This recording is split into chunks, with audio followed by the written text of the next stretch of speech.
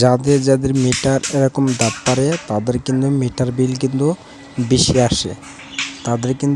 আসে, বেশিটা কীভাবে আসে এটা আপনি বিদ্যুৎ অফিসে তারা একটা গড় বিল লেখে, এরকম জিরো জিরো দেখা যায় ডিসপ্লের ভিতরে, লেখা বোঝা যায় না কত ইউনিট পুরেন, আপনি কম পুরেন না বেশি পুরেন তারা ধরতে পারে না। তার কারণে ওরা আপনি মিটারটা যখন নষ্ট হয়ে যায় তারা গড় বিল করে, প্রতি মাসে মাসে গড় বিল করে। এই গড় বিল করার থেকে হাতে থেকে বাঁচার জন্য আপনি সাথে সাথে মিটারটি আবেদন করবেন, বিদ্যুৎ অফিসে যেয়ে আবেদন করবেন।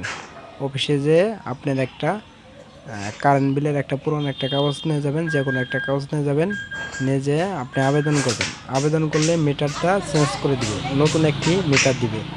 নতুন মিটার দিলে আপনি এটা দেখা যাবে যে কত ইউনিট পড়তেছেন, কত ইউনিট অথবা আপনি না পড়তেছেন সেটা আপনি দেখা যাবে।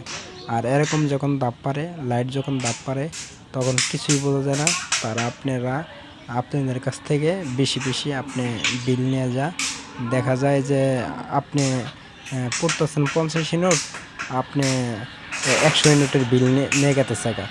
তারা গড় বিল করে, বুঝছেন? গড় বিল করার কারণে আপনি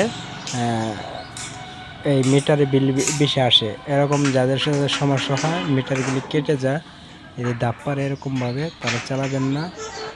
যতভাবে দেখার সাথে সাথে যতভাবে আপনারা মিটারটি চেঞ্জ করবেন, চেঞ্জ করলে আপনাদের বিল যা পড়বেন তাই আসবে। আর এর লাল বাতিগুলি এরকম করে যদি দেখা যায় যে দাব পাতাছে, তাহলে যে কোনো সমস্যা হোক না কেন আপনারা অবশ্যই সমস্যা দেখার সাথে সাথে আপনারা অবশ্যই অফিসে যে আবেদন করবেন। এই ছিল আমার ভিডিও, একটু ভালো লাগলে একটু সাবস্ক্রাইব করবেন।